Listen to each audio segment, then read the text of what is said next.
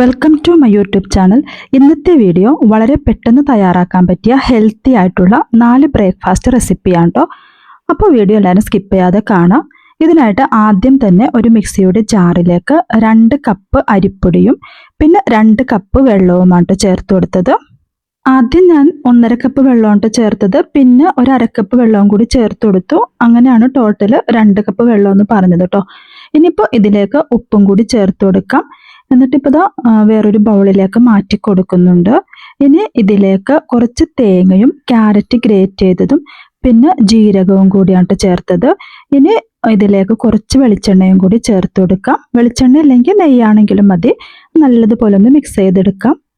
എന്നിട്ട് പാനിലോ അപ്പച്ചട്ടിയിലോ ഇത് ചെയ്തെടുക്കാം കേട്ടോ. ഞാനിവിടെ അപ്പച്ചട്ടിയിലാണ് ചെയ്യുന്നത്. കുറച്ച് വെളിച്ചെണ്ണയും കൂടി ഒഴിച്ചു കൊടുത്തു. എന്നിട്ട് ഒരു തവി മാവ് ഒഴിച്ചു കൊടുത്ത് ഒരു 2 മിനിറ്റ് കുക്ക് ചെയ്തതിന് ശേഷം തിരിച്ചിട്ട് കൊടുക്കാം കേട്ടോ. പിന്നെ തിരിച്ചിട്ട് 2 മിനിറ്റും കൂടി കുക്ക് ചെയ്തെടുക്കാം. അപ്പോൾ നല്ല ടേസ്റ്റി ആയിട്ടുള്ളൊരു ബ്രേക്ക്ഫാസ്റ്റ് റെഡി ആയിട്ടുണ്ട്.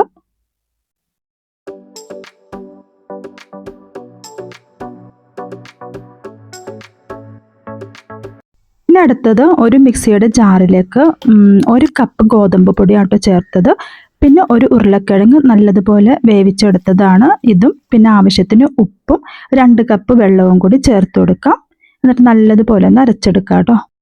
ഇനി ഇതിലേക്ക് അല്പം ചില്ലി ഫ്ലേക്സും മല്ലിയിലയും കൂടി ചേർക്കാം. എന്നിട്ട് നല്ലതുപോലെ ഒന്ന് മിക്സ് ചെയ്തെടുക്കുന്നുണ്ട്.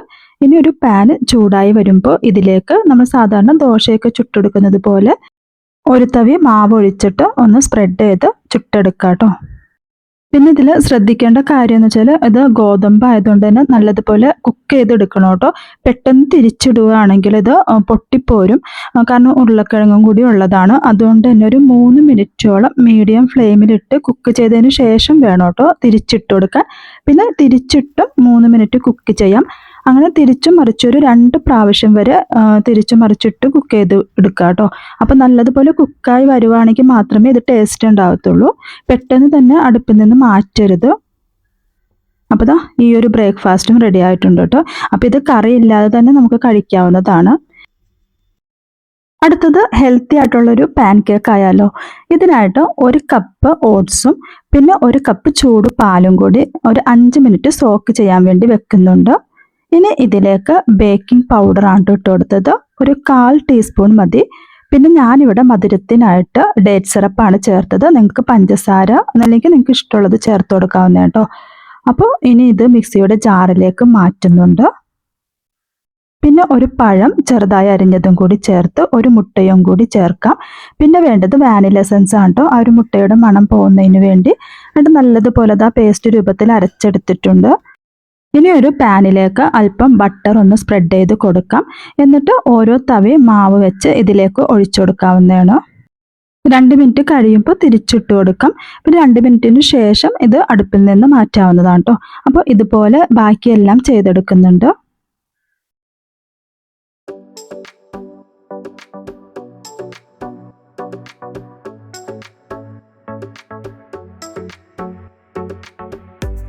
ഇനി നിങ്ങൾക്ക് ഇതിന് മുകളിൽ നിങ്ങൾക്ക് ഇഷ്ടമുള്ള ആപ്പിൾ സിറപ്പോ അങ്ങനെ എന്തെങ്കിലും ഒഴിച്ചു കൊടുക്കാം. ഞാനിവിടെ ഡേറ്റ് സിറപ്പ് തന്നെയായിട്ട് ഒഴിച്ചു കൊടുത്തത്. അപ്പോൾ നല്ല ഹെൽത്തി ആയിട്ടുള്ള പാൻ കേക്ക് റെഡി ആയിട്ടുണ്ട്. ഇനി അടുത്ത റെസിപ്പിക്കായി ഞാൻ മിക്സിയുടെ ജാറിലേക്ക് 1/2 കപ്പ് ചെറുപയറാണ് കേട്ടോ. ചെറുപയർ വേവിച്ചതാണിത്. പിന്നെ ഇതിലേക്ക് 1/2 കപ്പ് അരിപ്പൊടിയാണ് ചേർത്ത് കൊടുത്തത്. അരിപ്പൊടിക്ക് പകരം ഗോതമ്പ് പൊടിയാണെങ്കിലും ചേർത്ത് കൊടുക്കാം. പിന്നെ ചില്ലി ഫ്ലേക്സും കൂടി ചേർക്കാം. ആവശ്യത്തിന് ഉപ്പും വെള്ളവും കൂടി ചേർത്ത് നല്ലതുപോലെ ഒന്ന് അരച്ചെടുക്കാം കേട്ടോ. ഈ ഒരു ടൈമിൽ ഇതിലേക്ക് 2 ടേബിൾ സ്പൂണോളം കടലമാവ് ഉണ്ടെങ്കിൽ അതൊന്ന് ചേർത്ത് കൊടുക്കാവുന്ന കേട്ടോ. ഇനിയിപ്പോൾ സാധാരണ നമ്മൾ ദോശയൊക്കെ ചുട്ടെടുക്കുന്നത് പോലെ പാൻ ചൂടായി വരുമ്പോൾ മാവ് ഒഴിച്ചു കൊടുത്തിട്ട് ഇത് ഓരോന്നായിട്ട് ചുട്ടെടുക്കാം കേട്ടോ.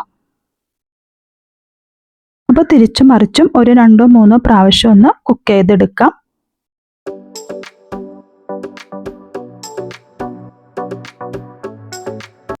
അപ്പോൾ പെട്ടെന്ന് തയ്യാറാക്കാൻ പറ്റിയ 4 ബ്രേക്ക്ഫാസ്റ്റ് റെസിപ്പിയാണ്. ഹെൽത്തിയുമാണ്. ഇങ്ങനെയുള്ള വീഡിയോസിനായി എൻ്റെ ചാനലൊന്ന് സബ്സ്ക്രൈബ് ചെയ്യാനും ഷെയർ ചെയ്യാനും ലൈക്ക് ചെയ്യാനും കമൻറ്റ് ചെയ്യാനും മറക്കരുത്. അടുത്ത വീഡിയോയുമായി കാണുന്നത് വരെ ബൈ.